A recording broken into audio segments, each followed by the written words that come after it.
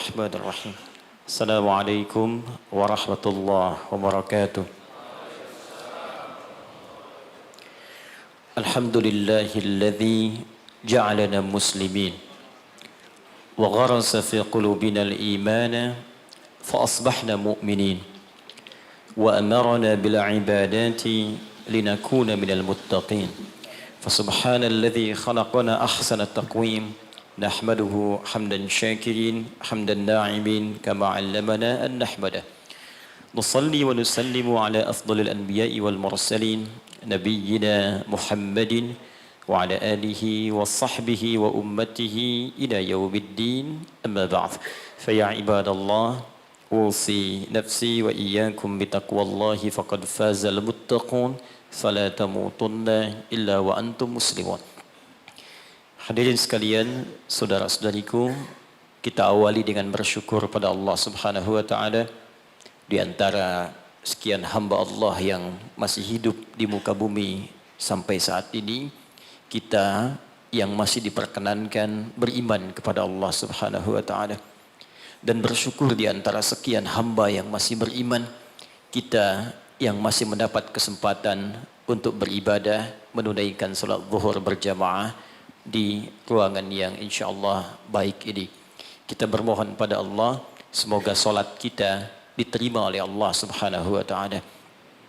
Kita tidak tahu di antara sekian salat yang telah kita tunaikan, salat mana yang bernilai di sisi Allah Subhanahu wa taala. Sampai Nabi pun pernah mengajarkan satu doa yang singkat tapi begitu padat, tersebut dalam hadis riwayat Ibnu Majah nomor hadis 925. Setiap selesai salat Nabi berdoa dan mengatakan, Allahumma inni as'aluka ilman nafi'a wa rizqan tayyiba wa amalan mutaqabbala. Ya Allah, hamba mohon, kata Nabi, anugerahkan pada hamba ilmu yang bermanfaat, rizki yang baik, dan penerimaan dalam setiap amalan hamba. Mohon terima solat hamba. Ternyata doa minta diterima amal ini itu sunnah setiap Nabi. Bahkan Nabi Ibrahim dan Nabi Ismail alaihim assalam ketika selesai meninggikan fondasi Ka'bah sehingga menjadi bangunan utuh kembali. Pernah terangkan juga di sini, masih ingat bahwa Ka'bah itu redaksi Al-Qur'annya bukan manusia yang bangun, tapi dibangunkan untuk manusia. Jadi ketika Nabi Adam alaihissalam turun ke bumi, ya Al-Baqarah ayat 38, qulna ihbitu minha jami'a. Ya, sekarang Adam, Hawa dimulai tugasmu untuk dinas di bumi. Turun. Jadi Nabi Adam tugasnya bukan di langit, di bumi. Karena itu saat mula diciptakan sudah diinfokan nanti tugasnya di bumi. Ya, Al-Baqarah ayat 30. Wa idz qala rabbuka lil malaikati inni ja'ilun fil ardi khalifah. Ya, ketika Rabbu Muhammad sallallahu alaihi wasallam berfirman menginfokan pada seluruh malaikat dan sebagian jin yang ada pada saat itu bahwa aku akan menugaskan makhluk bukan malaikat, ya, bukan malaikat, bukan pula jin untuk menjadi pemakmur bumi yang menghidupkan suasana kehidupan di bumi. Maka diciptakanlah Adam alaihissalam, Quran surah 15 ayat ke-28 dengan redaksi yang sama di awalnya. Wa idz qala rabbuka lil malaikati inni khaliqum basyara. Ketika Rabbmu berfirman pada malaikat pemakmur bumi ini, yaitu bukan malaikat, bukan pula jin, tapi basyar. Disebutkan 35 kali dalam Al-Quran. Diberi nama dengan Adam. Al-Baqarah 31. Wa 'allama Adamal asma'a kullaha. Maka selesai kemudian diciptakan, diberi nama Adam, diberikan pelatihan. Di tempat sementara diberi nama dengan jannah. Ya, surga khusus, ya, bukan yang kita tempati nanti. Tapi ini training sementara di situ. Jadi diberikan pelatihan oleh Allah. Jadi ini hikmah, Pak. Kalau ingin tugas ditempatkan di tempat tertentu, Pertamina ingin mengutus stafnya, misalnya di tempat tertentu. Ya, tadi Wikipedia kurang sedikit itu. Yang tadi itu, ya itu yang kecil. Yang paling besar sebetulnya, yang belum disebutkan Wikipedia, saya termasuk keluarga Pertamina. Silahkan tanya Pak Nanang kalau nggak percaya itu. Saya termasuk keluarga Pertamina EP di Libya. Jadi itu yang kurang di Wikipedia. Nah, itu sebelum menugaskan siapapun, maka sunnahnya ikutkan training dulu. Pelatihan dulu. Berikan gambaran-gambaran di tempat ia akan bekerja, sehingga nanti ketika sampai di tempat kerja terbiasa dengan itu. Itu sudah sunnah kehidupan. Maka Adam alaihissalam sebelum diturunkan ke bumi untuk bertugas, maka ditempatkan di tempat sementara untuk dilatih oleh Allah. Diperkenalkan. Ini yang kau kerjakan, kalau kerjakan ini nikmat kerjanya. Ini yang harus kau tinggalkan. Jadi surga yang diberikan kepada Adam untuk tinggal sementara bukan surga yang akan kita tempati nanti setelah kita pulang dari sini. Karena surganya Adam masih ada perintah, masih ada larangan. Surga kita nggak ada perintah, nggak ada larangan lagi. Jadi di surga yang kita tempati nanti nggak ada sholat lagi, Pak. Jadi kalau Anda bercita-cita masih pengen sholat di surga Firdaus, Anda terlampau soleh. Ya, sudah nggak ada perintah, nggak ada larangan. Ya. Maka di surganya Adam, Al-Baqarah 35. Wa qulna ya Adam uskun anta wa zawjukal jannah. Ya, wa kula minha ragadan haitsu syi'tuma fala taqraba hadhihi asy-syajarah fatakuna minadh dhalimin. Maka dikenalkan Adam tinggal ini tempatmu untuk sementara. Karena itu menggunakan alif lam, al-jannah. Surganya kita umum. Ya. Ya, Al-Baqarah ayat 25 itu wabasyiril ladzina amanu wa 'amilus solihati anna lahum jannatin. Ya, tidak menggunakan alif lam dan ujungnya dijamakkan bentuknya untuk menunjukkan surga kita bukan yang pernah ditempati Adam sebelumnya. Secara singkat diturunkan ke bumi untuk beraktivitas. Saat turun ke bumi inilah dijelaskan oleh Allah Subhanahu wa taala beragam aktivitas yang mesti dikerjakan. Tapi yang paling menarik dipesankan oleh Allah sepanjang beraktivitas di bumi perbanyak perbuatan baik sebagai bekal untuk pulang kembali menuju surga yang telah Allah siapkan berikutnya. Semua perbuatan baik ini oleh Al-Quran disebut dengan amal saleh namanya. Jadi kalau saya runtutkan, misi dimulai diturunkan ke bumi, tugasnya untuk mengumpulkan amal saleh. Diberikan batas waktu, diberi nama dengan ajal namanya. Saya runtutkan sedikit supaya nanti kita mengerti tersambung dengan keutamaan bulan Rajab.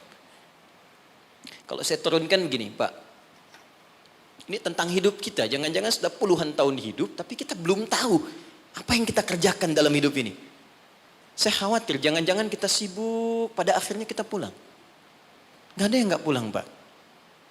Penyebab kita kembali itu bukan COVID-19 yang sekarang marak. Bukan persoalan sakit. Karena yang sehat pun kalau sudah waktunya tiba pulang, dia pulang. Syarat meninggal itu bukan sakit. Syarat meninggal itu bukan tua. Karena yang muda bahkan belum lahir pun itu bisa wafat. Ada orang berkata dia sudah bau tanah katanya. Dia nggak sadar kalau dia pun bau kuburan. Itu yang beberapa bagian mesti kita luruskan kembali. Jadi tugas kita, Ibu ini kelihatan Bu? Belum saya tulis ya. Ya pasti. Oke. Tugas kita ada di bumi, ini tuliskan.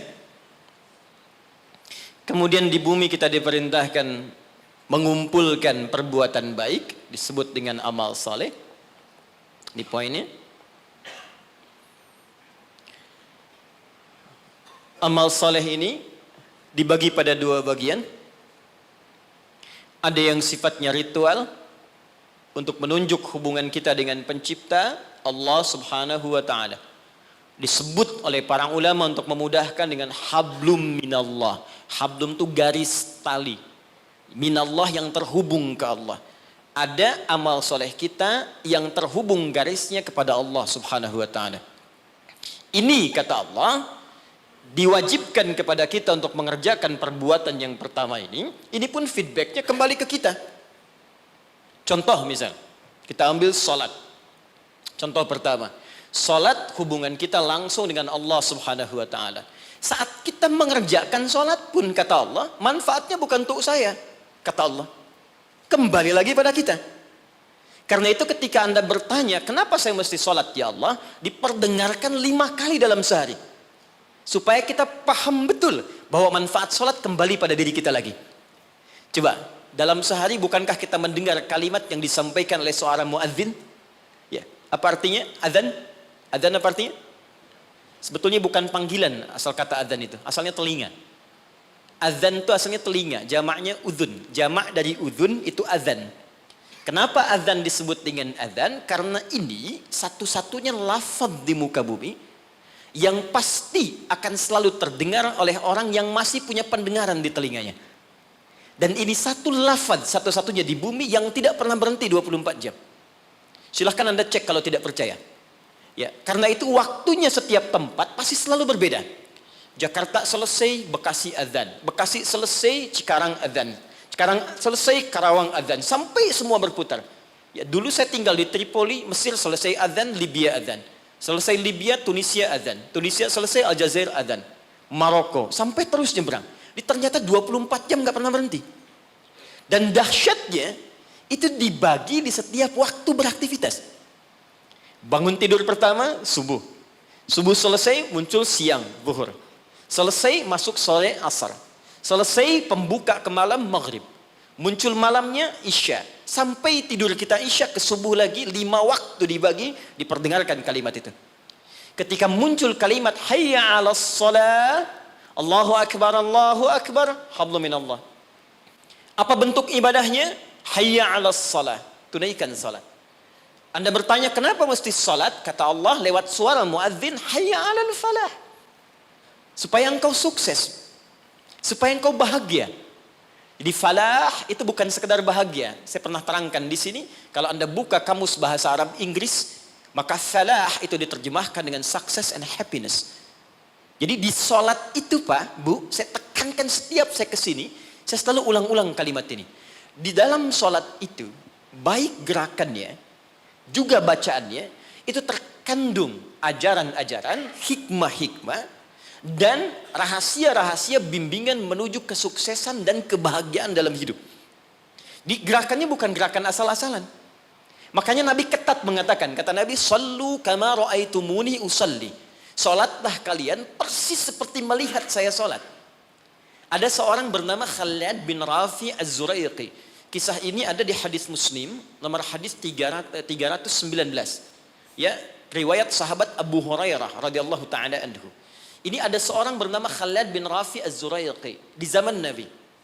Datang ke masjid, salat di samping Nabi. Wan nabiyyu fi nahiyatin ukhra minal masjid. Jadi Nabi sedang duduk di sisi lain, dia salat kurang lebih di sinilah. Begitu selesai salat, sallama yaminan wa samala, dia salam ke kanan dan ke kiri, thumma atan nabiyya sallallahu alaihi wasallam. Lalu dia mendatangi Nabi sallallahu alaihi wasallam, fa sallama ilaihi. Dia mengatakan, "Assalamu alayka ya Rasulullah." Apa jawab Nabi? Perhatikan kalimatnya. Wa alaikassalam wa rahmatullah, irji' salli fa innaka lam tusalli. Kata Nabi, wa alaikassalam wa rahmatullah, kamu salat lagi karena engkau belum salat. Padahal orang ini sudah salat dari takbir sampai selesai salam. Lalu dia mengulang salatnya sampai 3 kali. Jadi sekali selesai datang Nabi minta salat lagi. 2 kali selesai datang kata Nabi ulangi lagi. Sampai yang ketiga dia katakan, ya Rasulullah ma uhsinu ghairah. Ya Rasulullah, saya nggak bisa lebih bagus dari apa yang saya kerjakan tadi. Sampai sini kemampuan saya. Alimni, tolong ajarkan saya bagaimana sholat yang benar. Jadi kalau sekedar sholat saja dibuka dengan takbir, ditutup dengan salam dan dianggap benar, mustahil Nabi akan seketat seperti menyampaikan tadi. Kata para ulama, kalau ada ibadah diminta ketat menunaikannya, pasti ada hikmah besar yang ada di belakang atau di balik ibadah yang dikerjakan itu. Lalu diajarkan oleh Nabi bahkan dari mulai wudu, teman-teman.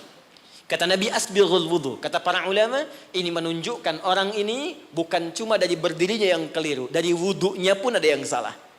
Jadi kalau orang dari wudunya sudah keliru, cepat-cepat, asal basuh, asal usap, ini pasti akan berdampak pada keliru sholatnya.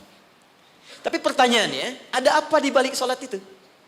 Yang dahsyat, bahkan dari berdiri ini saja, kalau dipelajari dengan benar, itu ada bekal manajemen kehidupan yang sangat dahsyat. Dipraktekkan Abdurrahman bin Auf, hanya hikmah berdiri begini, 3 bulan jadi orang paling kaya nomor 3 di Madinah. Dan setahun jadi orang paling kaya nomor 1 di Madinah, yang kapaknya saja bahkan terbuat dari emas. Jadi bukan main-main.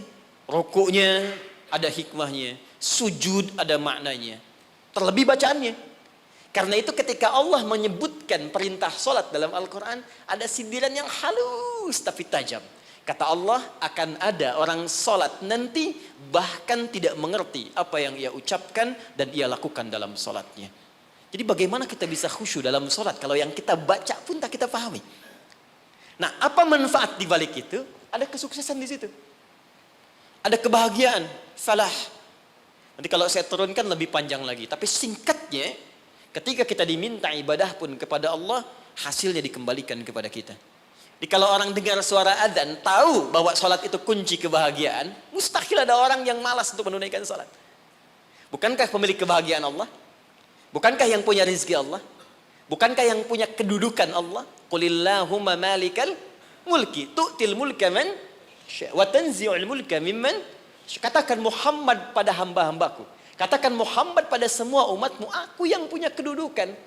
Aku titipkan pada siapa yang aku kehendaki. Anda menginginkan kedudukan, Anda pengen jabatan, Anda pengen harta, Anda jauh dari Allah. Ya bagaimana bisa meraihnya? Karena itu ketika Anda datang kepada Allah, Anda meminta petunjuk, ya Allah bagaimana cara aku mendapatkannya. Diberikanlah jalan lewat sholat itu. Makanya dalam sholat ada bacaan membimbing bagaimana dapat rizki yang benar. Warzuqni. Bagaimana supaya Anda kerja nikmat tidak diganggu banyak orang. Wajburni. Bagaimana supaya derajat kita diangkat. Warfa'ni. Bagaimana supaya dijaga kesehatan, wa'afini. Bagaimana supaya mendapatkan kasih sayang dari teman-teman yang sekarang sedang kita bekerja. Karena boleh jadi Anda kerja, bagi Anda nikmat, bagi orang belum tentu. Karena itu nanti di fikih Quran, di manajemen bisnis dalam fikih Al-Quran, ada pernyataan begini. Ketika Anda sedang mengerjakan sesuatu yang besar, maka boleh jadi di sekeliling Anda pun mengincar hal yang sama yang sedang Anda kerjakan. Dan persaingan itu akan begitu ketat. Turunlah kemudian turunan-turunan yang ada di sekitaran itu. Siapa yang bisa menghentikan sifat iri hati di sekitaran teman-teman yang menginginkan proyek yang sama? Siapa yang bisa menghentikan hal-hal yang buruk yang mungkin menimpa ketika Anda mendapatkan tender yang sedang Anda kerjakan? Jika Anda tidak datang kepada yang punya kuasa lebih dari yang lainnya, maka bagaimana itu bisa dihentikan dalam pekerjaan Anda? Ini fungsinya sholat. Satu. Yang kedua, ada yang disebut hubungan dengan manusia. Hablu minan nas. Dengan lingkungan. Aspeknya luas. Di sini ada manusia, ada tumbuhan, ada hewan, dan sebagainya. Dipersingkat oleh ulama, disebut dengan hablum minan nas. Jadi tugas kita selama hidup cuma dua ini saja, teman-teman. Jaga hubungan baik dengan Allah, jaga hubungan baik dengan manusia. Kita bagus sholatnya, puasanya bagus, baca Qurannya bagus, tapi buruk dengan manusia, maka kata Nabi berpotensi pula masuk neraka. Abu Hurairah di riwayat Muslim mengatakan dari Nabi SAW. Perhatikan kalimatnya, ya, fokus baik-baik. Ya'ti yaumal qiyamati bis salatin. Ada orang yang datang di hari kiamat, kata Nabi, dengan pahala solat yang banyak. Jadi solatnya rajin. Rajin sekali. Solat sunnah dikerjakan, tahajud dikerjakan, wasyamin, puasanya rajin. Cuman sayang, wa ya'ti qad syatama hadza. Dia seringkali mencaci orang lain. Senang mencela orang. Wa kadzafa hadza, gemar menuduh orang. Wa daraba hadza, senang berselisih. Wa safaka dama hadza. Dan ada di antara puncaknya dia menumpahkan darah dengan menyebut nama Allah. Ini kalau Nabi sebutkan pasti kejadian. Pasti kejadian. Kata Nabi akan tiba nanti di masa-masa yang akan datang. Wallahu a'lam, mungkin sekarang. Ada orang rajin sholat tapi senang berselisih. Rajin puasa tapi senang mencela. Bahkan ada di antara mereka menumpahkan darah menyebutkan nama Allah di dalamnya. Tembak orang, Allahu Akbar. Bom sana, bom sini, Allahu Akbar. Makanya saya sering katakan, kalau ada orang, Anda ikut kajian, dan ternyata isinya membawa Anda pada hal-hal yang ekstrim, maka segera tinggalkan. Karena boleh jadi, itu yang dimaksudkan Nabi 15 abad yang lalu. Ya. Apa yang terjadi? Kalau ada orang sholat, kemudian dia mencela orang lain, kata Nabi, tu'khadhu hadha min hasanati wa hadha min hasanati. Maka diambil pahala sholatnya, diberikan pada yang dicela itu. Ditransfer langsung. Kayaknya nggak usah marah kalau sedang dicela, transfer pahala. Ya, Anda sedang bekerja, tiba-tiba mau sholat dicela orang, soleh, padahal nama Anda Asep misalnya. Nggak usah marah. Itu ketika pindah pahala. Dan nggak usah bikin status juga, misalnya, oh, alhamdulillah dapat pahala, sama aja bohong. Ya. Nah, itu pindah, Pak. Nah, korelasinya apa? Ternyata bagian dari kesuksesan manusia itu bukan hanya di dunia, terlebih di akhirat, juga membangun hubungan baik dengan sesama. Dan itu nggak dibatasi, teman-teman. Nggak ada batas akidah di situ. Hubungan baik dengan sesama, ternyata kalimatnya menggunakan kata nas. Imannya dibuang. Di Quran ada ya ayyuhalladzina amanu, ada ya ayyuhan nas. Ingat. Ya ayyuhalladzina amanu spesifik untuk orang beriman saja. Ya ayyuhan nas universal sifatnya sepanjang dia mencakup kategori manusia. Yang paling dahsyat hubungan baik dalam konteks kemanusiaan oleh Al-Quran tidak diikat dengan kata iman tapi sifatnya universal. Bahkan saya berikan contoh yang paling dahsyat. Anak beriman, ibu belum. Jadi ada kasus anaknya masuk Islam, bapak ibunya belum. Dalam konteks ini pun diperintahkan langsung oleh Allah untuk tidak memutus hubungan baik dengan ibunya. Quran surah 31 ayat ke-15. Wa in jahadaka ala an tusyrika bima laysa laka bihi ilmun fala tuti'huma.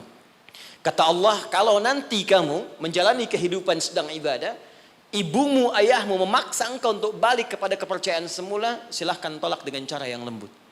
Wasahibhuma fid dunya ma'rufa. Tapi jangan sampai perbedaan keyakinan menjadikan hubungan kebaikanmu dengan orang tua terputus. Kata Quran, kalau kamu mau marah pada ibumu, ingat dulu dia melahirkan kau. Dia mengandung kau. Dia memberikan ASI padamu sampai disebutkan di ayat 14 ini. Jadi Anda bayangkan, ternyata hubungan baik sesama kemanusiaan itu pertama tidak diikat dengan nilai-nilai akidah tadi. Sifatnya dibuka luas tapi berdampak pada penilaian baik kita di hadapan Allah Subhanahu wa taala. Boleh jadi, kenapa saya katakan ini? Boleh jadi lingkungan tempat kita bekerja sekarang, di Pertamina misalnya, kan nggak semuanya muslim. Mungkin ada yang non muslim, mungkin ada yang Kristen, mungkin ada yang Hindu. Sepanjang kita membangun aktivitas kemanusiaan, bekerja sama dengan baik. Anda mau traktir? Boleh. Diskusi, jalan. Berbagi, lakukan. Dan niatkan sebagai ibadah kepada Allah Subhanahu wa taala. Boleh jadi asbab hidayah. Nah, sekarang pertanyaannya, saya langsung cepat karena waktu saya hanya sebentar di sini. Dari sekian yang kita kerjakan dalam kehidupan sampai usia sekarang ada yang 40 tahun, 50 tahun, lebih daripada itu. Pertanyaan saya, berapa amal soleh yang kita kumpulkan dari 2 tugas yang Allah berikan pada kita sampai dengan saat ini? Jangan-jangan Anda sholatnya bagus sekarang tapi dengan istri masih punya masalah di rumah. Ibu dengan orang tua masih punya masalah. Dengan tetangga ada yang belum baik. Ada kata-kata keburukan yang belum diedit. Ada kalimat-kalimat kotor yang belum ditarik kembali. Dan Anda yakin Anda akan wafat. Dan kita berlomba dengan batas waktu yang disebut dengan ajal namanya. Quran surah 7 ayat 31. Walikulli ummatin ajal. Setiap umat yang pernah tinggal di bumi diberikan batas waktu sampai dia kembali kepada Allah, disebut dengan ajal. Bukan maut, tapi ajal. Ajal, ingat, batas usia kita disebut dengan ajal. Fa idza jaa ajaluhum, kalau tiba ajalnya, la yastakhiruna sa'ata wa la yastaqdimun. Tidak akan bisa dimajukan, tak pula bisa dimundurkan. Jadi enggak usah tergerak untuk bunuh diri, kurang kerjaan. Kalau sudah tiba waktunya ya pulang juga. Ada orang minum baygon misalnya 3 baskom. Kalau belum tiba ajal nggak akan meninggal. Ya, jadi pun nggak usah khawatir. Kita saling mendoakan. Yang sedang sekarang diuji dengan COVID-19, kena corona, kita doakan. Tapi pun yang kena kita semangati. Jangan putus asa. Bertahan. Imunnya kuatkan. Rohiyahnya, tarbiyahnya kuatkan. Karena penyebab kematian itu bukan corona. Penyebab kematian itu bukan TBC. Penyebab kematian bukan DBD. Penyebab kematian itu cuma satu. Kalau ajalnya tiba, datanglah penyakit yang tak ada obatnya kata Nabi. Dialah maut namanya. Quran surah 3 ayat 185. Kullu nafsin dha'iqatul maut. Yang bawa maut namanya malakul maut. Quran surah ke-32 ayat 11. Qul yatawaffakum malakul mautil ladzi wukkila bikum. Nah, sekarang kita masuk pada inti bahasannya. Ini baru mukaddimah ya, maaf. Ini baru pengantar. Ya, salah moderator dikasih cuma 1.15. Kita lihat sekarang. Fokus ini. Sekarang sampai dengan detik ini, berapa amal soleh yang telah kita kumpulkan? Kalau ini kita akan tinggalkan Pak, semua. Yang kita bawa cuma ini. Antum sekarang tinggal, bekerja di gedung yang bagus, rumahnya mewah, kendaraan juga cukup baik. Semua itu akan kita tinggalkan. Yang kita bawa hanya ini. Makanya kalau orientasi hidup Anda hanya mengejar prestise dunia saja, gaya yang dikejar, maka repotnya 2. Yang pertama di hukum Pascal di fisika mengatakan orang yang cenderung hidupnya orientasi kepada gaya maka tekanannya tinggi. Tekanan hidupnya tinggi. Ya. Makanya rumus fisikanya Anda lebih tahu daripada saya. F gaya berbanding lurus dengan P kan? Hukum Pascalnya gaya berbanding lurus dengan tekanan. Siapa yang hidupnya banyak gaya maka semakin tertekan hidupnya. Itu. Yang kedua, dia rugi saat pulang. Karena semua yang ia kumpulkan, itu akan ia tinggalkan. Tunjukkan pada saya, sampai hari ini, siapa yang ketika pulang meninggal dunia itu meninggalkan semua yang dapatkan saat dunia. Di mobil ditinggalkan, rumah ditinggalkan, maaf, pasangan bahkan ditinggalkan, harta ditinggalkan. Tunjukkan pada saya, siapa di muka bumi ini, termasuk khususnya dia muslim yang ketika wafat semua asetnya dia bawa ke alam kuburnya. Even uang yang Anda kumpulkan. Handphone yang Anda simpan sekarang. Demi Allah saya katakan semua akan ditinggalkan. Jadi betul kata Allah ketika menyebut semua aktivitas kita untuk mengerjakan amal soleh ini, maka Allah berikan nama khusus bagi kita disebut dengan insan namanya. Insan disebutkan 65 kali dalam Al-Quran. Saya berikan sedikit rahasia. Kalau ada kata insan di dalam Al-Quran, maka semua lafaz ini itu mengandung informasi terkait kurikulum aktivitas kehidupan kita. Ini yang kamu kerjakan, ini yang kamu tinggalkan. Kalau profesimu ini, begini caranya. Ini tantangannya, ini solusinya. Tapi tetap poinnya, kata insan akan diikat dengan tugas kita mengerjakan amal soleh. Diberi waktu 24 jam, bagaimana caranya dari bangun tidur sampai tidur lagi, setiap momentumnya menjadi amal soleh.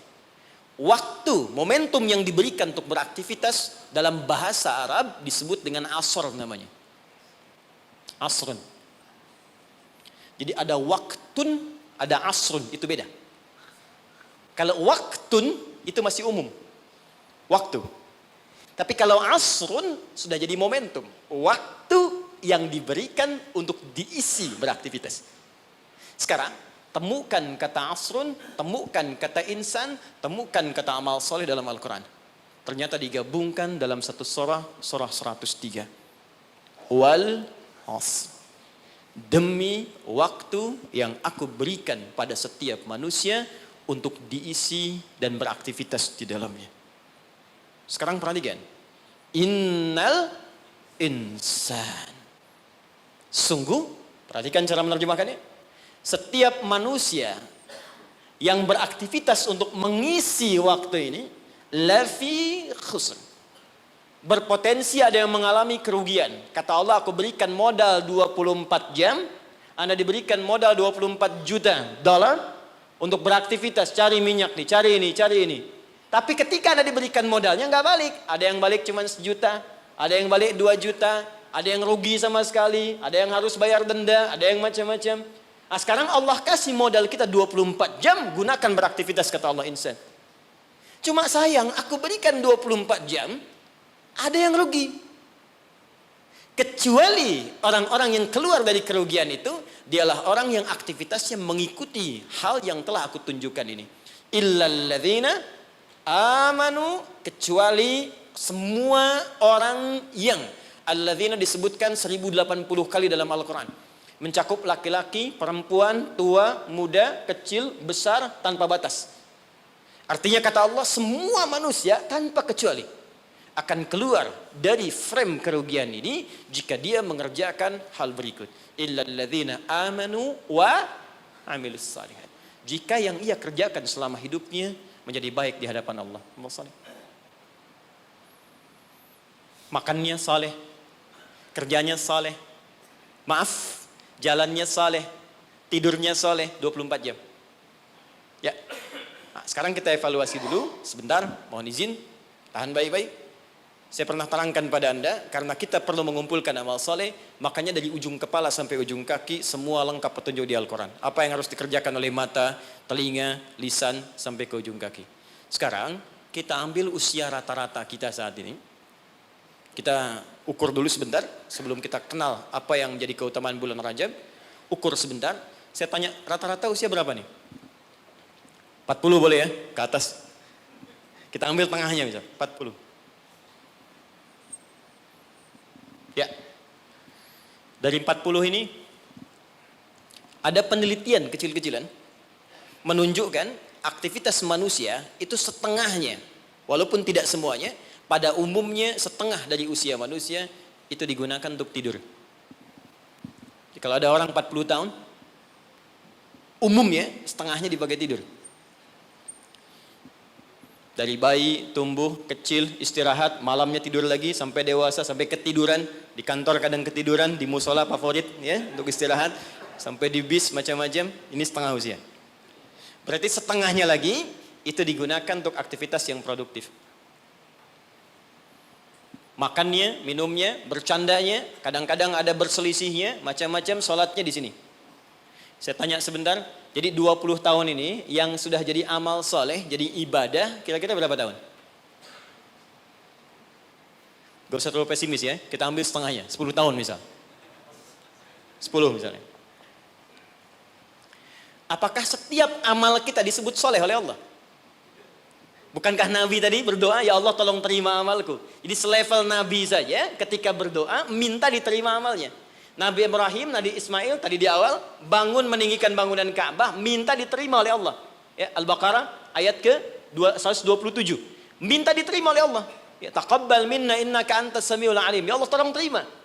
Apalagi kita yang bukan nabi, bukan rasul. Ketika Allah akan terima amalan kita, maka syaratnya kata Allah ikhlas kerjakan amalnya. Quran surah 98 ayat yang kelima. Ibadah yang dikerjakan, amal soleh yang dilakukan dengan ikhlas, baru itu yang kemudian diterima. Pertanyaannya, dari 10 tahun yang jadi ibadah ini, yang ikhlas berapa tahun? Ambil setengahnya misal. Berapa? 5. Jadi usia 40 tahun, amalan produktif yang mungkin kemungkinan besar diterima oleh Allah, dapat nilai 5 tahun. Dosanya berapa tahun?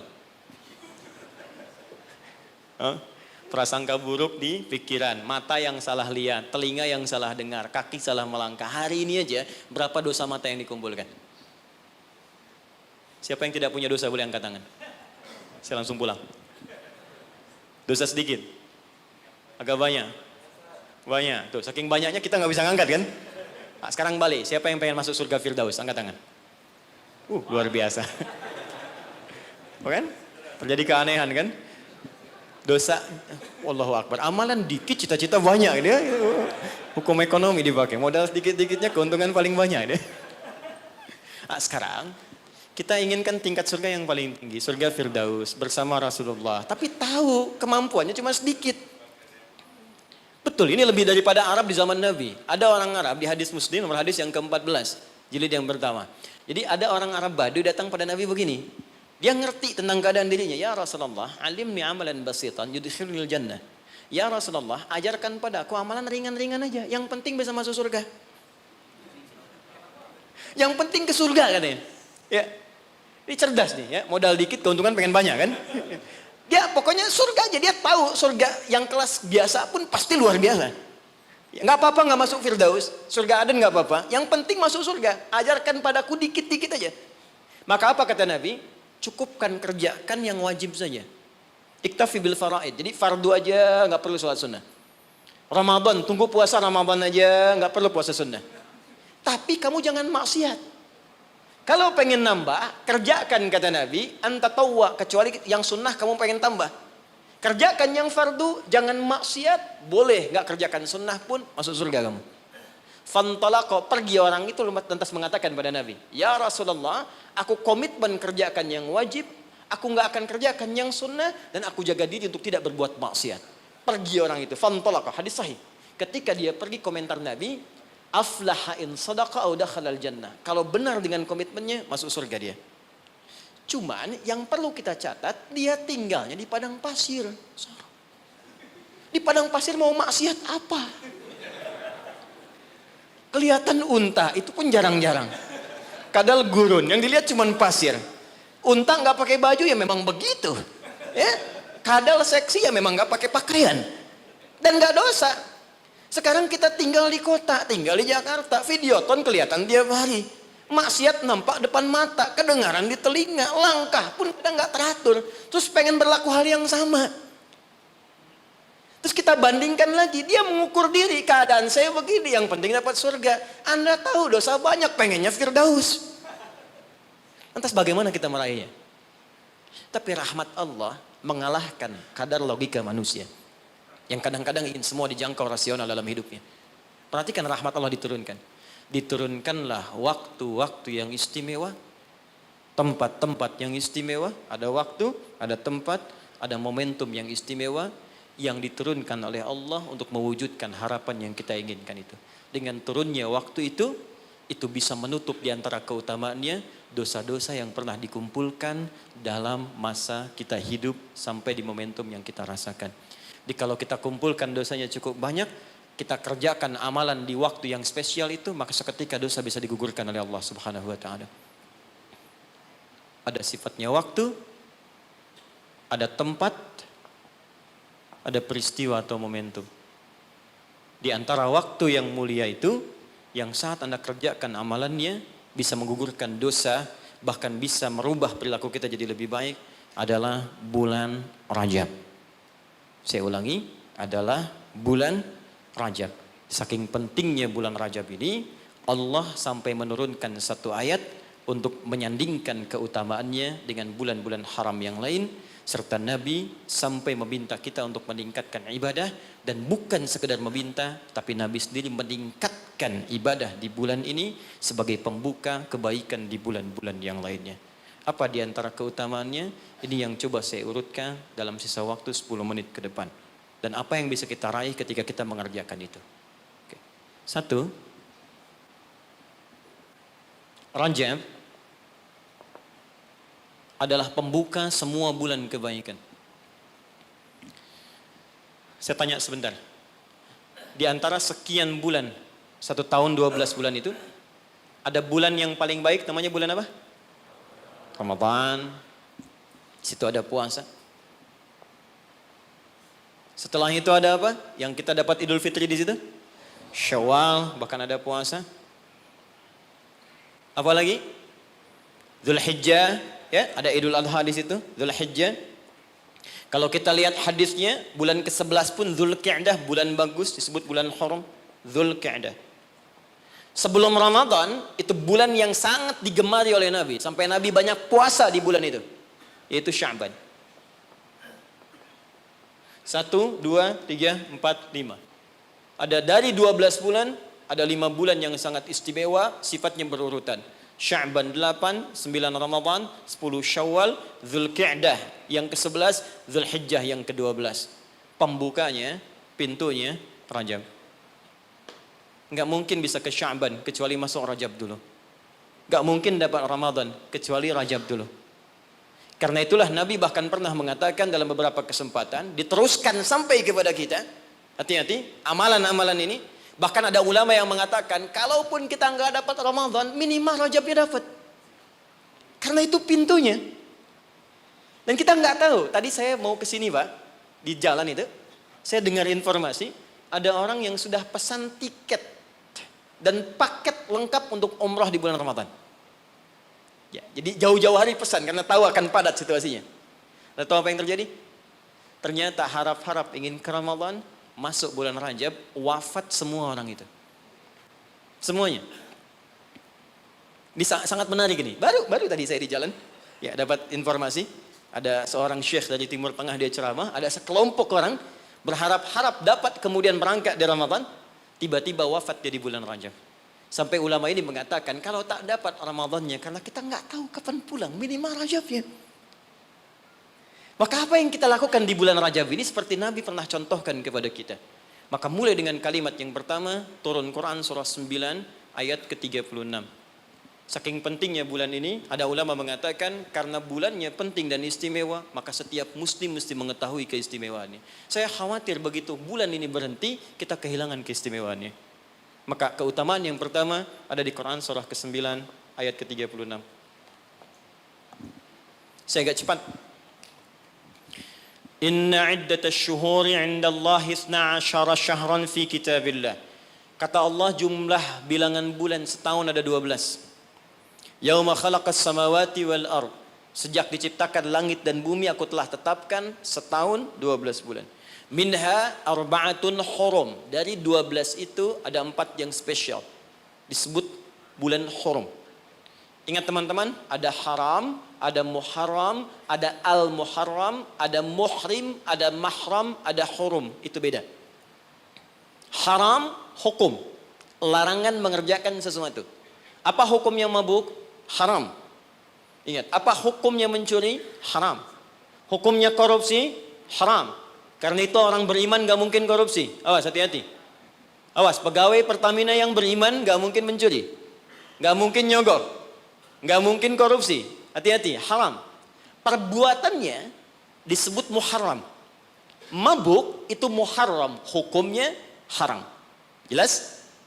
Kalau kita ingin meninggalkan yang dilarang itu, yang haram-haram, tambahkan hamzah di depannya, harakatnya menggunakan ahrama. Sifatnya disebut ihram. Karena itu kalau Anda sudah mengenakan kain ihram, ada ajaran hikmah di situ, falsafahnya. Kalau sudah pakai kain ihram, maka tinggalkan semua larangan-larangan. Nggak boleh potong kuku, nggak boleh merusak tanaman, nggak boleh tepuk nyamuk, nyamuk seharga kambing. Anda tepuk, bayar damnya seharga kambing. Ihram. Itu latihan. Maksudnya pulang umroh, pulang haji, sudah terbiasa meninggalkan yang haram. Jangan pulang umroh, korupsinya lebih gede misalnya. Ya. Jangan kurang umroh, dosanya lebih banyak. Ya, seperti masuk pom bensin, masuk Pertamina. Dimulai dari 0 ya. Nah. 0, kosong lagi. Hilangkan. 1, 2, 3, kosong. Pelakunya disebut muhrim. Kalau dia punya kakak, punya adik yang tidak diperkenankan menikah di antara keduanya, maka disebut mahram namanya. Kalau Anda kumpulkan semua itu, latihan meninggalkan yang haram, terbiasa mengerjakan yang halal, menjauhi yang dilarang, maka disatukan menjadi jamak, bentuknya disebut hurum namanya. Ada 4 bulan disebut bulan hurum, 3 berurutan kata Nabi, 1 terpisah.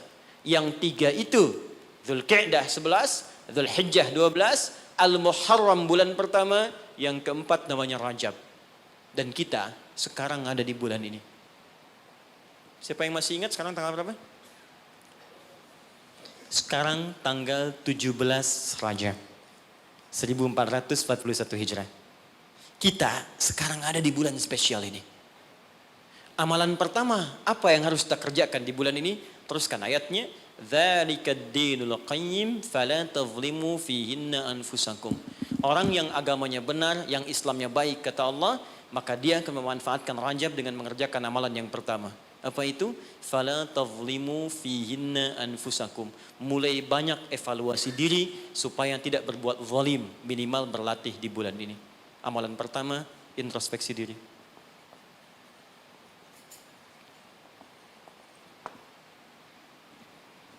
Maaf Pak Ibu, saya tidak bermaksud mengajari, hanya menerangkan apa yang dimaksud oleh Al-Quran.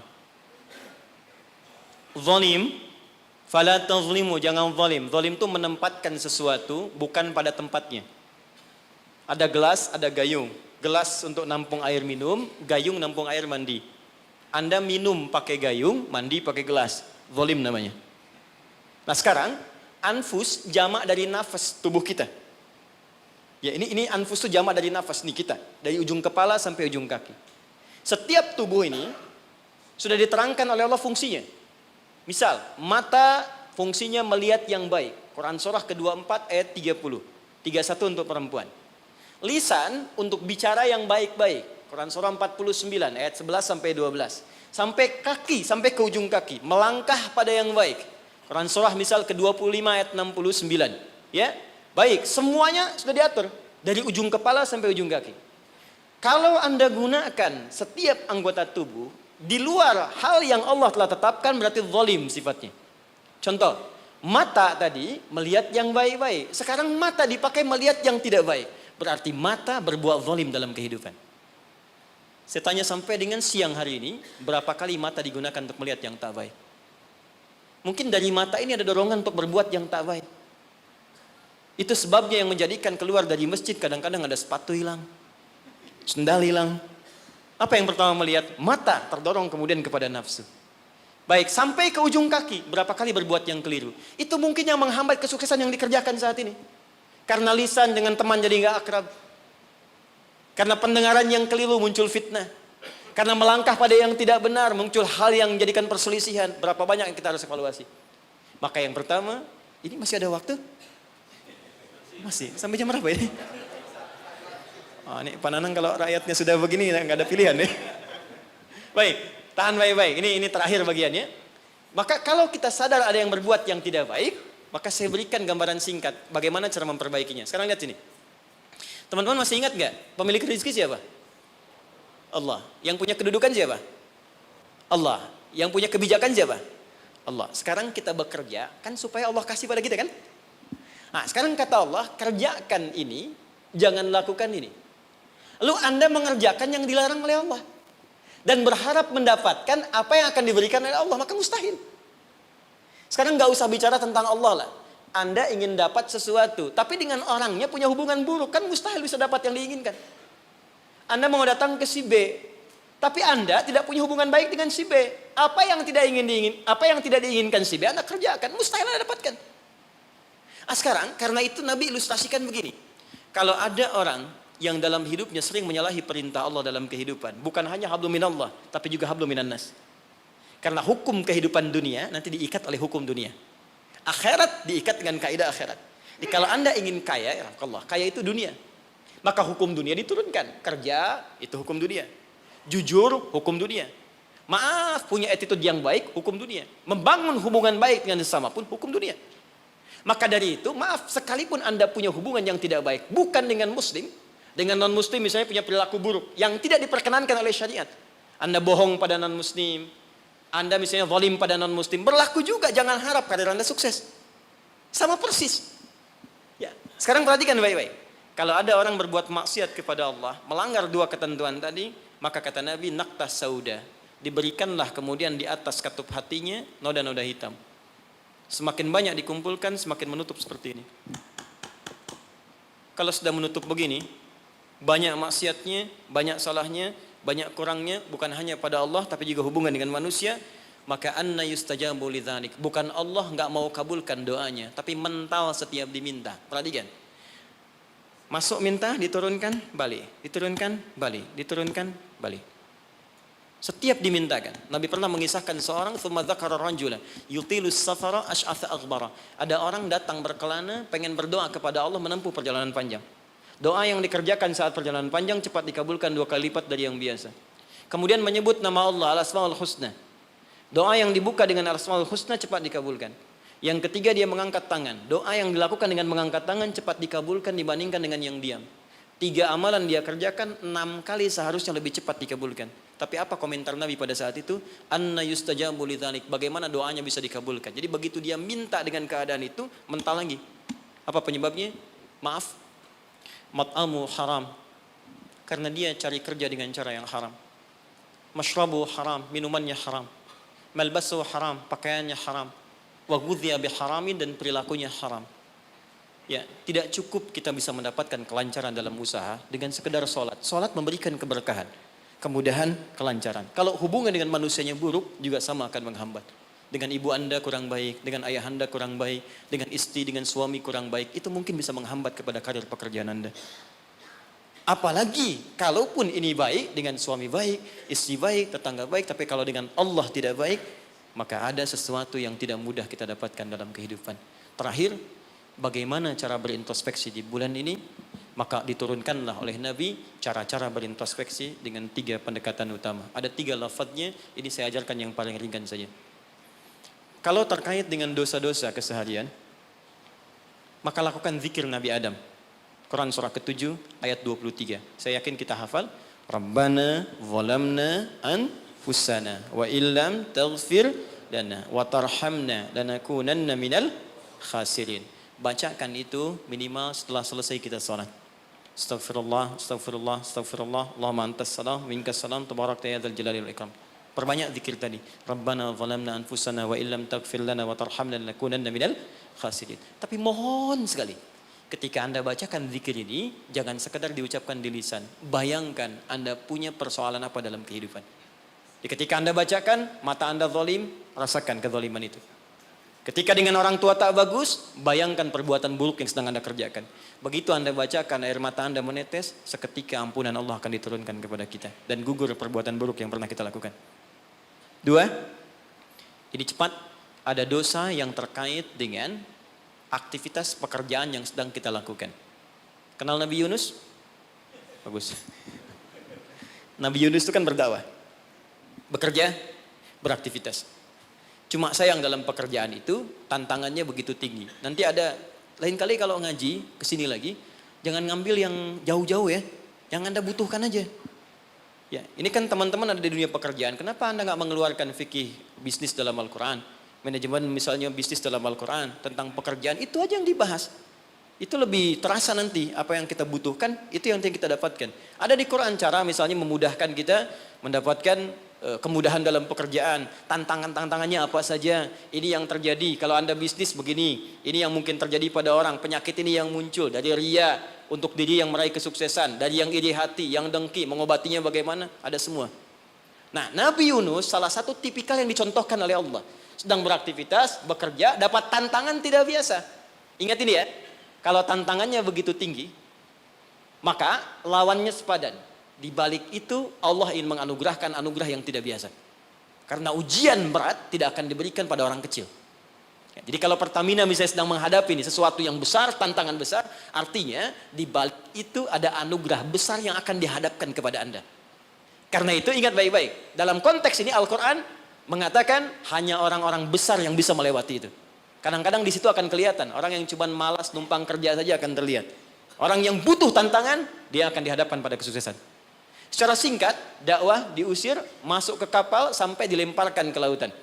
Ya, jadi dakwahnya diisengi, diusili sampai yang terakhir puncaknya dilempar ke lautan, masuk dalam perut ikan paus. Saya mau tanya sebentar, kalau masuk perut ikan paus kira-kira pengap atau tidak? Sudah pernah masuk? Pengap, gelap, sulit kan? Baik ya? Nah, gambarannya nonton film Pinocchio kelihatan kan? Nah, sekarang lihat baik-baik. Ketika Nabi Yunus alaihissalam ada dalam perut ikan paus itu, sempat terlintas dengan sifat kemanusiaannya. Kapan saya bisa keluar dari persoalan ini? Kapan Allah tolong saya? Itu fitrah kemanusiaannya. Tapi fitrah kenabiannya, karena beliau maksum, diluruskan oleh Allah. Jangan mengeluh. Ini jalan menuju kesuksesan. Bagian dari kebaikan yang mungkin kamu akan dapatkan. Lakukan zikir ini, begitu diucapkan zikirnya, dikeluarkanlah dari kesulitan itu. Saya mau tanya sebentar. Tadi masuknya ke perut ikan apa? Ikan paus. Tapi ketika dikeluarkan, bahasa Qurannya, bukan saya keluarkan dari perut ikan paus, tapi Allah katakan dengan kalimat yang sangat indah. Di ujungnya ditutup, siapapun yang punya persoalan yang sama seperti Yunus, kalau melakukan zikir yang sama, aku akan bebaskan dari setiap kesulitan aktivitas yang sedang ia lakukan. Buka Quran surah ke-21, ayat 87 sampai 88. وَذَنُّونِ إِذْ ذَهَبَ مُغَاضِبًا فَظَنَّ أَن لَّن نَّقْدِرَ عَلَيْهِ فَنَادَى فِي الظُّلُمَاتِ أَن لَّا إِلَٰهَ إِلَّا أَنتَ سُبْحَانَكَ إِنِّي كُنتُ مِنَ الظَّالِمِينَ فَاسْتَجَبْنَا لَهُ فَنَجَّيْنَاهُ مِنَ الْغَمِّ. Masuk ke perut ikan paus, tapi dikeluarkan bahasanya menggunakan gham. Apa itu gham? Gham itu secara singkat awan gelap yang menaungi. Ghammun. Orang Arab menggunakan kalimat gham pada setiap peristiwa yang membuat kita gelap, pengap, lelah, capek. Anda yang ngajukan tender, Anda yang dapat proyek diserobot oleh orang lain. Bukankah tiba-tiba merasa lemas? Langsung gelap, padahal matahari begitu terang. Jadi nggak enak makan, jadi lunglai, tiba-tiba stres. Ya, dirawat saja. Anda yang mencoba melamar, tiba-tiba dipinang oleh orang lain. Ya, gelap, capek, lunglai. Ya, gelap, itu gham namanya. Jadi maaf, ada orang yang memang gak masuk ke perut ikan paus, tapi mengalami peristiwa yang luar biasa. Tantangan besar, jahilin orang, oh, kok mesti saya? Tiba-tiba keluar di lisan, ya Allah kenapa saya? Saya tahajud, saya puasa juga. Saya baca Quran juga ya Allah. Apa kurang saya? Kurang sabar. Ya, ternyata kadang-kadang terucap teman-teman sedang kerja. Ya, bebannya begitu tinggi. Udah gali-gali, udah tahajud, minyaknya gak dapet. Ya, atau tiba-tiba sudah dibilang nggak dapat terus diambil orang gitu. Apa yang harus dikerjakan? Itu pernah terjadi. Kata Allah, lakukan zikir Nabi Yunus alaihissalam. Ada yang salah dalam diri kita. Yang ngatur itu Allah. Jangan mengeluh. Ya, 2 kali lipat motivasi munculkan lagi, petakan lagi, tambah lagi pengetahuannya, kerja lebih maksimal lagi, maka pembukanya dibuka dengan kalimat zikir. Ini yang membebaskan kita dari kesulitan. Jadi kalau Anda sedang praktek, kerja dimanapun, offshore kah itu atau di darat kah, atau ada kesulitan di kantor, bacakan zikir ini. Ini bagian dari hal yang ketika kita bacakan bisa menghilangkan kesulitan yang kita sedang rasakan. Rabbana, masih ingat? Wa nada fil dhulumati alla ilaha illa anta subhanaka inni kuntu minal zalimin. La ilaha illa anta subhanaka inni kuntu minal zalimin. Rutinkan zikir itu, terutama kalau mendapatkan kesulitan dalam pekerjaan-pekerjaan atau beraktivitas. Yang terakhir saya tutup, sekarang sedang banyak penyakit menyebar di mana-mana sampai orang yang sakit biasa pun dicurigai, batuk di kereta tiba-tiba digulung, batuk di pesawat dikeluarin padahal cuma batuk aja gitu kan. Ya, ada juga yang kemudian kena ini, kena itu dan sebagainya. Kita mesti kuat. Ya, karena kepanikan itu juga bagian dari kelemahan yang mungkin bisa menambah penyebaran virus atau apapun dengan cepat. Maka Allah mengajarkan zikir lewat Nabi Ayyub alaihissalam.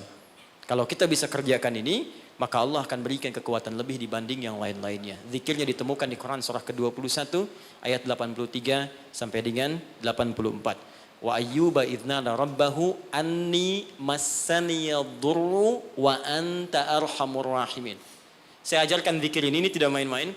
Kalau ada yang divonis penyakit, entah Anda, kerabat Anda, keluarga Anda, sepupu dan sebagainya, dan dokter mengatakan mustahil sembuh, maka bacakan zikir ini. Allah sudah berjanji di ayat 84-nya, siapa yang mengamalkan zikir ini, saya akan sembuhkan penyakitnya, walaupun ia menderita penyakit seperti Ayyub alaihissalam yang tidak pernah dialami orang sebelumnya atau dirasakan orang setelahnya. Karena kadang-kadang ada keluhan ketika sakit. Ya Allah, kenapa saya begini? Ya Allah, kapan sembuhnya? Bacakan zikirnya, Anni massaniyadurru wa anta arhamur rahimin. Saya tutup. Rajab, keutamaan yang pertama akan mempercepat anugerah Allah untuk mengampuni dosa-dosa yang pernah berjalan selama hidup kita.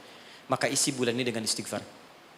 Istighfar yang baik, koreksi diri kita. Sehingga saat masuk bulan Ramadan, kita sudah dalam keadaan yang optimal untuk bisa mendapatkan semua kenikmatannya. Maka mohon izin, maaf, pulang dari sini, coba cek dulu Pak ya. Ibu di rumah dengan anak-anak mungkin ada masalah, selesaikan. Dengan pasangan hidup, di kantor. Jangan sampai itu yang memberatkan Anda ketika pulang kepada Allah Subhanahu wa Ta'ala. Ini bagian pesan yang pertama. Yang kedua, tingkatkan amal saleh. Ya, Ibnu Abbas mengatakan, orang yang sengaja maksiat di bulan Rajab, karena tadi ada ayatnya, maka dosanya 2 kali lipat di hari biasa. 2 kali lipat. Di orang yang bikin hoax sekarang ini, jadi buzzer, jadi macam-macam, itu 2 kali lipat dosa hari biasa. Bahkan zaman jahiliyah pun kalau muncul Rajab, itu puasa maksiat Pak. Bisa puasa maksiat. Di orang jahiliyah, Abu Jahal dan kawan-kawan, itu kalau dicela di bulan Rajab, balasnya bulan depan. Dia libur dulu gitu. Nah, sekarang orang jahiliyah aja takut bermaksiat di bulan Rajab. Maka bagaimana dengan kita yang masuk dalam nilai-nilai kebaikan? Ya, 2 itu.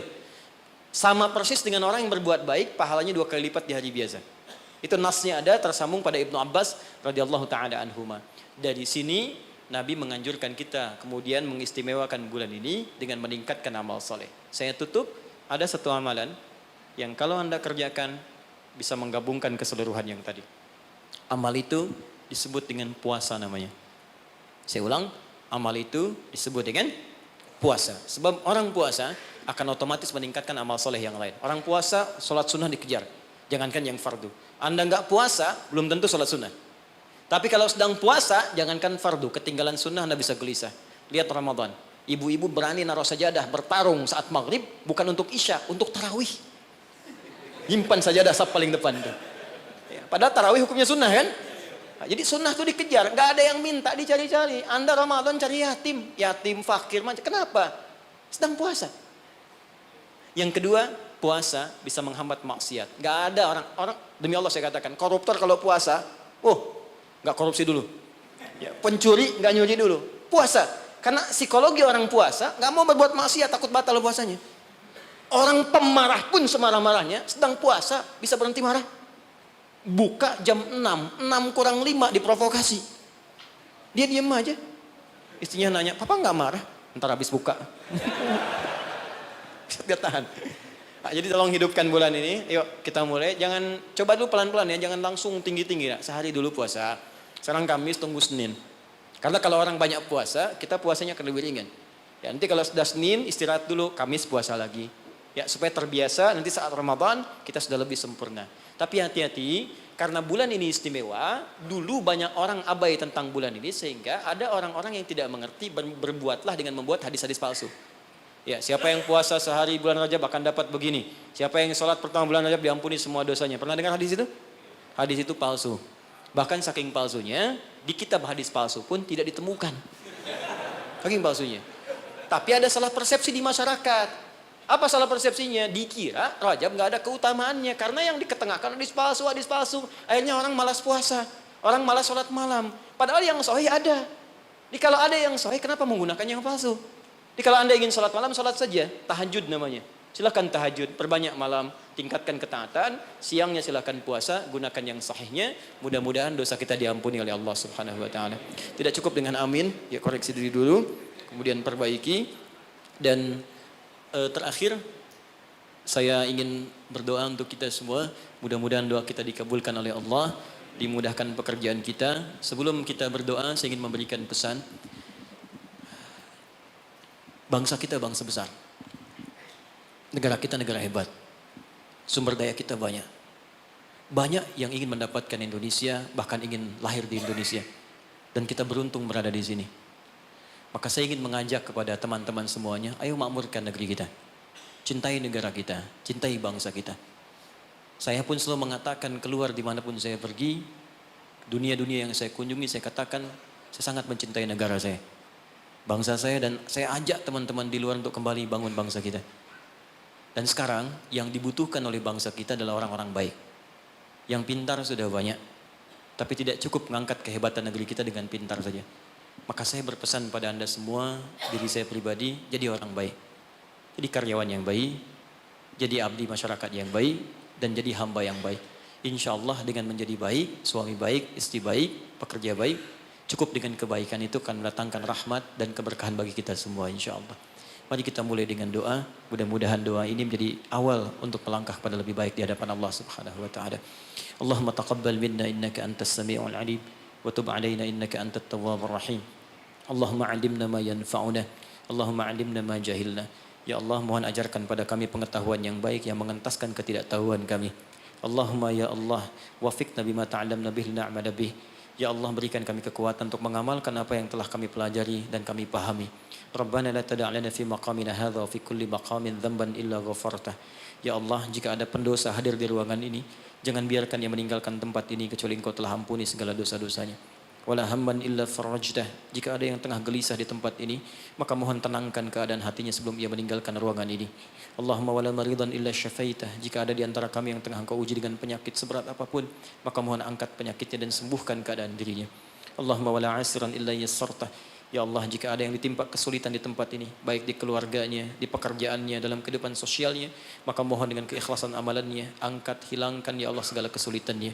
Allahumma Rabbana, Allahumma barik lana ya Allah fi kulli umurina wa fi kulli umrina. Ya Allah, anugerahkan keberkahan ya Allah kepada usia kami, kepada umur kami dan seluruh aktivitas kami. Wa taqabbal bina jami' amalina salihah. Dan mohon ya Allah terima seluruh amal kebaikan kami. Berkahi kami di bulan Rajab ini ya Allah. Bimbing kami untuk berbuat baik ya Allah. Dan sampaikan kami pada bulan-bulan kebaikan di Sya'ban, di Ramadan, di Syawal, dan bernilai baik di dalamnya. Rabbana atina fid dunya hasanah wa fil akhirati hasanah wa qina adzaban nar. Bifadlika subhana rabbika rabbil izzati amma yasifun wa salamun alal mursalin wa akhiru da'wana alhamdulillahi rabbil alamin. Subhanakallahumma wa bihamdika asyhadu an la ilaha illa anta astaghfiruka wa atubu ilaik. Assalamualaikum warahmatullahi wabarakatuh.